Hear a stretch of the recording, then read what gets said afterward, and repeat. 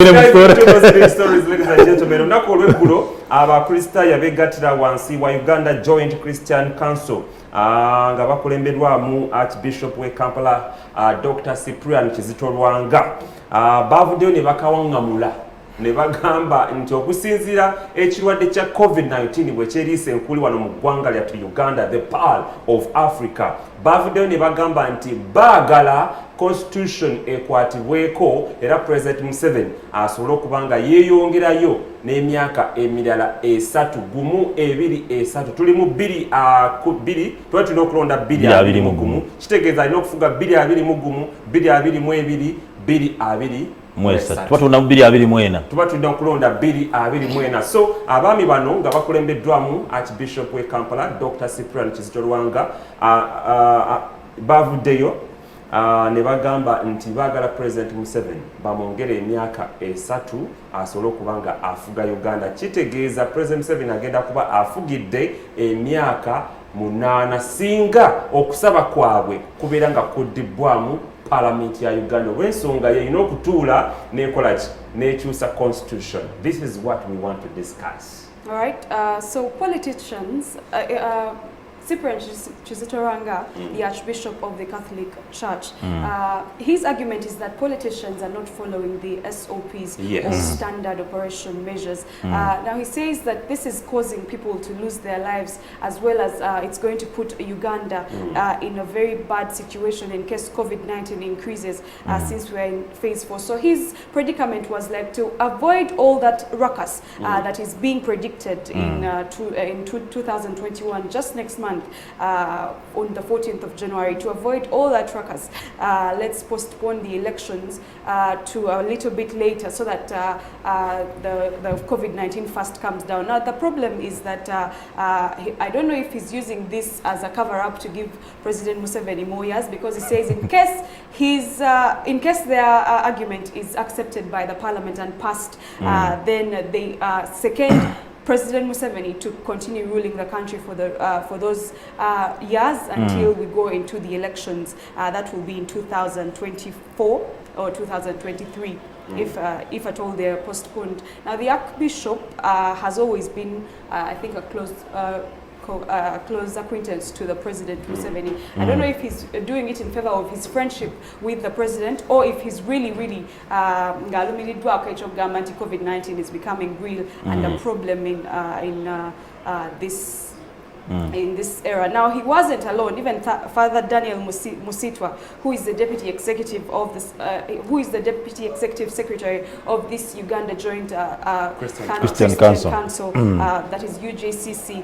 He also said the security forces are using COVID-19 as an excuse to brutalize Ugandans, and he gave an example of the 50 people that were shot dead on the recent November 18th and 19th ruckus that went on. Now these are coming together to appeal to the Parliament of Uganda to sit down and see whether they can push these elections so that we do not have more cases of people dying or Ugandans losing their lives. Because if you take a look at what happened when the riots were coming up, was that nobody was ready for the news that Ugandans were actually going to lose their lives in just a short while.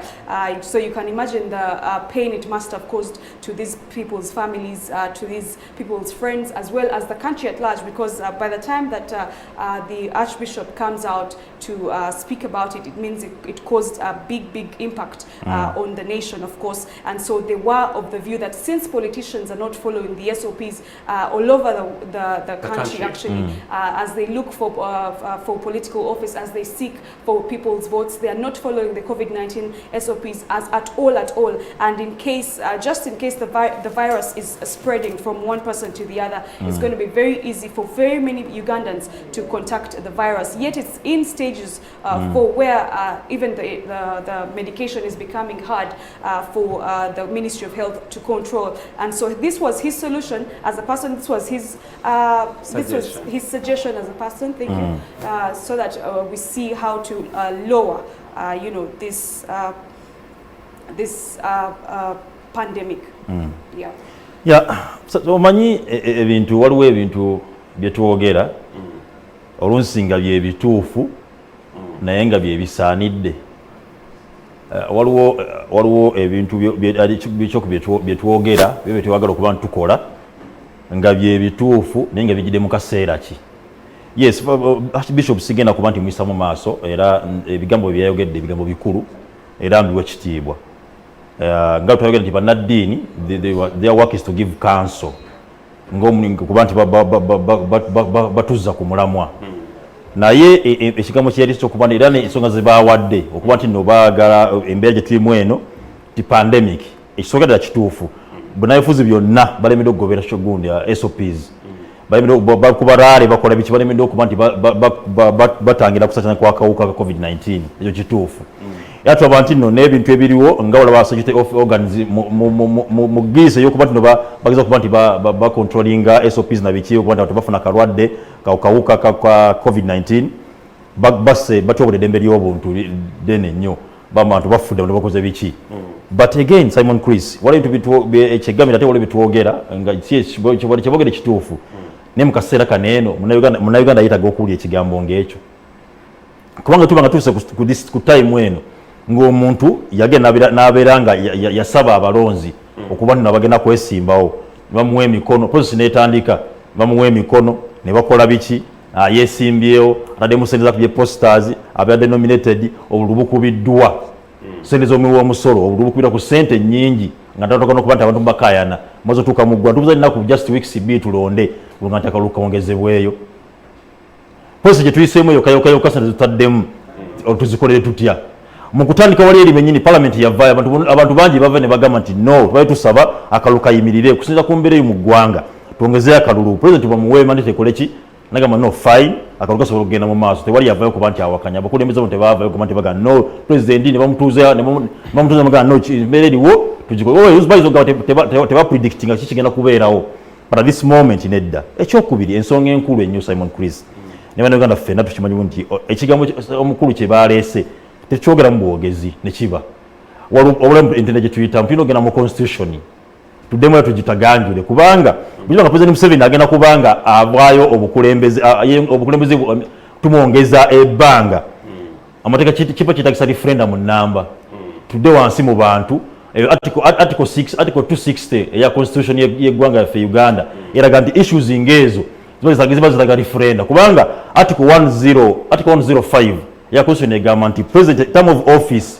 tuyabona ng'omukulembeze mu ggwanga no Uganda his or term of office is going to be 5 years and if you want to extend ogenda article 260 nekulaga no if you want to extend the term of office ngama olokola omukulu kye bagambye tugenda mu referenda netwebuuza ku bantu do we have time ole tugamba twagala kuba tetwagala kubasasanaka kwa COVID-19 ate kikikolinga for referenda tudde mbantu tubabuuzeeko tegenda kubanga twongera okuba tusasanya akawuka. Do we have the time, do we have the money tukalata referendum era okusinziira ku mbeera eri weeno gwolaba nti singa tugenda mu referendum kinaayitamu ne baga nti twongezeeyo kuba naye baga nti abaana bagala change ebyo nabyo najala tubitunulira essaazi neeno tuleme okutunula ekintu kino nga tukiisa ku ngulu. President Museveni waba kugamba nti alina okuba nti obuyinza buddizibwa ayongeza ekisanja kitulina okukola eba state of emergency. State of emergency wejja mu ggwanga speaker yakwata eggwanga can the president kubayo that buyinza emyaka 3 kubanga zowayo okibanga Simon Chris nani karo mukyala wange tulinawo ngamba tife mbusira muwowa naye manti mutalaka Simon Chris mutalakire mu karo emyaka 3 mukuwemo amalo munzirize. Is it applicable? Well, I'm going to agree with you some of the things. One, it's about the constitution kyeyogera nti mu kiseera singa Uganda eri mu kaseera akazigizigi whatever okubeerawo state of emergency the speaker has become takes over the leadership of the country. Naye bwe nvaayo eyo I want to start my discussion with one thing is that nkooye okuwulira okay ebintu nti tumala kwekoona ne tulyoka tujjukira okubuuka. Yes, President Museveni akyogera lwatu in one of his speeches we yali addressing the nation with regards to COVID-19 ensi yali ng'emulindirira ebiseera ebyo every Sunday nga tulina okubeerako ne tutuula saawa 2 nga tulinda omukulembeze w'eggwanga. In one of his speeches yayogera lwatu n'agamba it would be very insane, kijja kubeera kya bulalu singa tutuuka mu mwezi ogw'omusanvu ng'ekirwadde kya COVID-19 kikyeriisa enkuuli okugenda mu kalulu 2021. Tewayitawo bbanga ddene ne tuwulira nti electoral commission erangirira egenda tegeka okukola ki okulonda amidst the pandemic. Ffenna tukimanyi lwatu nti COVID-19 can only disappear singa bakuba vaccine. Simon Chris era tegeeza kuba nti kyeriisa enkuuli mu ggwanga munda oba mu nsi yonna. Okusooka ddala kuba kiyita global pandemic. Isi we yaviire kuba nti etegeka akalulu mu ggwanga twali tutya by that time. Kese zaali zirinnya. Era mu kuwabulwa yawabulwa ministry y'ebyobulamu ne bagamba tutaddewo standard operating procedures abantu ze bajja okugoberera. Ne bagamba okulonda kwa guno omwaka tegujja kubeera ki normal. Kugenda beera scientific ne tukkiriza. Okay?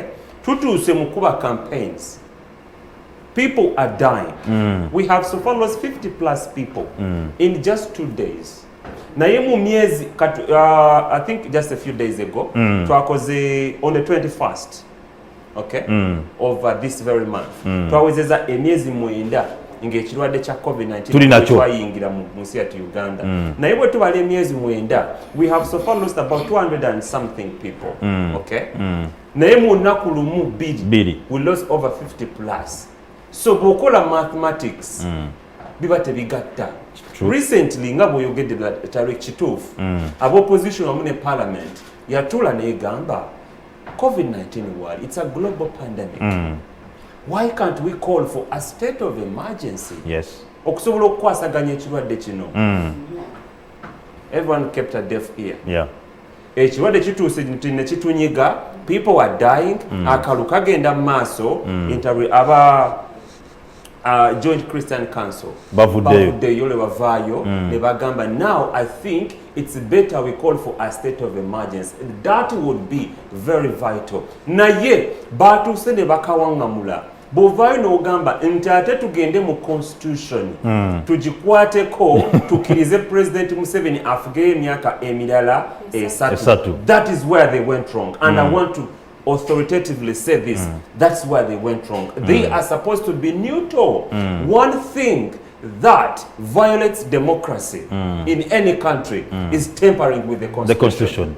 Singa tubeera ne constitution nga tugamba tugisiirinze okumala emyaka 2 oba 3 ne tugamba nti constitution eno tunagikwatangako nga wayiseewo after a certain period of time. That would make a lot of sense. Naye bw'obeera ne constitution ng'erimu amadirisa erimu enzigi obumooli tebuliimu, that means democracy can easily violated. Buli omu asobola ogiyingiramu nga bw'ayagala n'abaako kyakyusa in their own favor.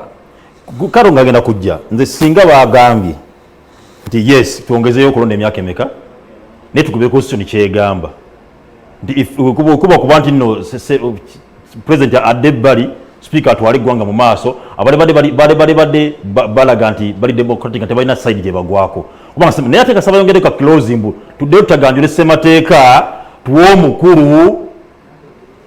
They messed that. Carol, what do you make of that? First of all, I think the Archbishop Cyprian Kizito is an elderly man. It's a big opinion. Yeah, this big opinion. Yeah, but what the opinion leaders? Yeah, due respect. Yeah. Yes, with all due respect, he is an elderly man. He is a landman, and he is a man whose opinion cannot just be trashed. Yes, but my question is that. The Archbishop to decide or to come out and say this, I think he had people who advised him. I think he had people who advised him on what to do, how the situation is, and maybe probably how I'm thinking how the situation is going to be. Because by the time he said let's postpone for 3 years, does he surely ascertain that in 3 years' time the COVID-19 will have subsided? How how sure is he that within 3 years' time it will be safe for the COVID-19 for the elections to go on without the COVID-19 pandemic? Or how sure is he that if we postpone the elections, the president will continue to lead the country in a better way?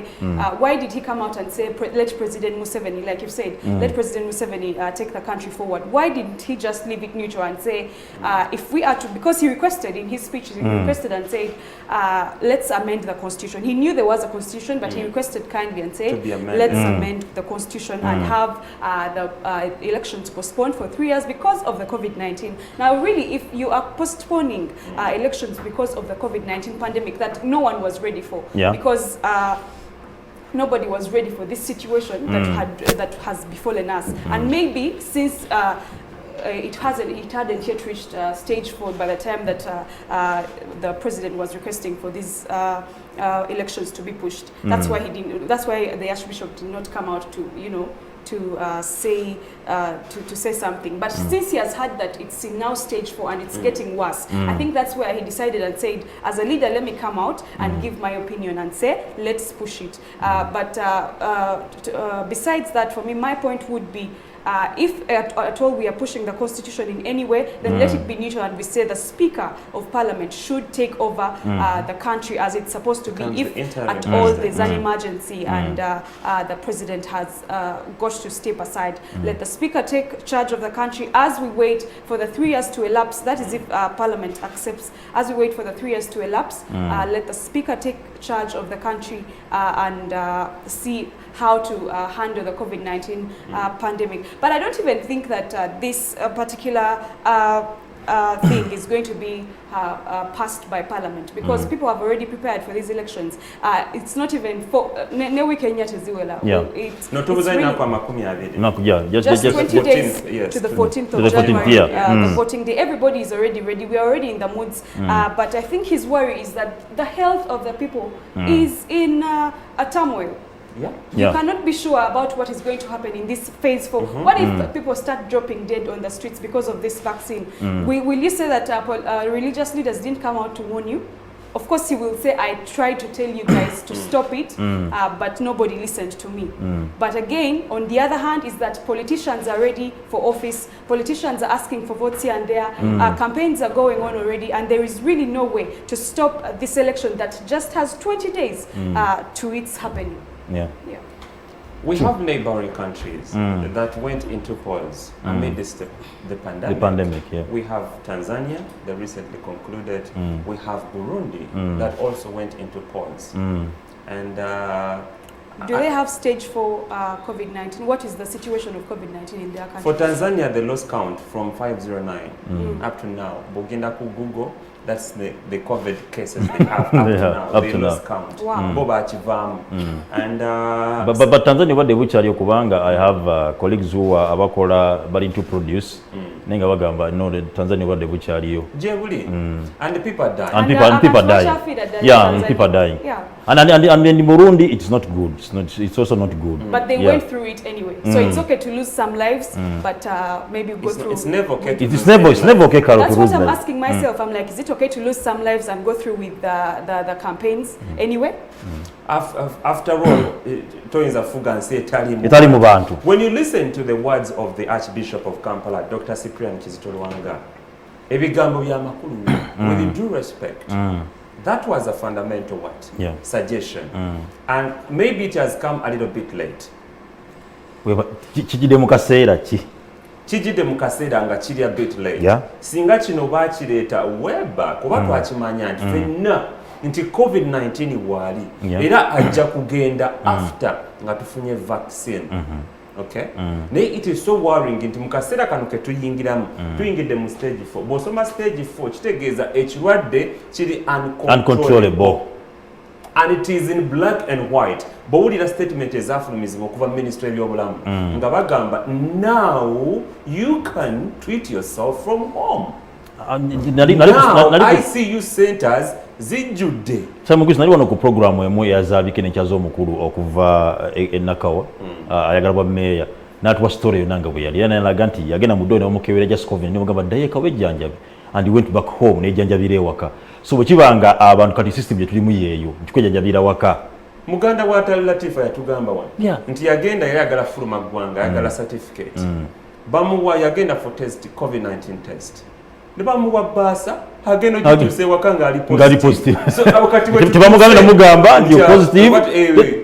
So our tutuuse that is what we mean by stage 4 ekintu kiba kikoze eki kisajjuse kyabise kiddayo eri gwe nange kaseera kitibayita kibatugamba okwebeereramu. That is it. Okay, because tukimanyi oba nziremu mbajjukize tukimanyi nti minisitule y'ebyobulamu etuwadde emitendera gye tulina okuyitamu okwewala ekirwadde kino. One, the most important SOP that I want to share with Ugandans is putting on a mask. Mask eyo ekuyambako nnyo okuziiza obulwadde buno. Obulwadde buyita mu ngalo. Okay, nti bw'okwata ku surface ebulina by all means tomanya oyinza okwekwata ku nnyindo oyinza okwekwata ku mumwa all soft parts webusinga okuyita. So bwewekwatako nga toyambadde mask obeera kuki obeera at higher risk okufuna ekirwadde kya COVID-19. So twambale mask eyo bannaayi ya nusu 10 tugigule gule ey'olugoye ngoba tuwafuna ya government funa ey'olugoye egyosobola okwoza olweggulo n'ogigola ku makya bw'oba ofuluma n'ojambala. Bannaayi twetaaga okulaba bannayuganda ffenna nga tuli balamu. Ebigambo bya Archbishop bigambo bikulu nnyo naye nze nsuubira nti twamaze kwekoona katujjukidde okubuuka. Now it's never too late. Story tujja gitwalako eri abalabe baffe batuwulira views zaabwe bo bakirowoozaako ebigambo by'abakulu abo. Kyetaagisa okuba nti twongezayo okulonda oba process egende mu maaso kubanga gyatuwulira endowooza z'abannayuganda bonna bali wabweru eyo bo system osanga n'abakulu nabo banakiwulira nti bannayuganda bagamba kino kubanga etteeka litugamba tugende mu referendum nti bannayuganda balina okusalawo.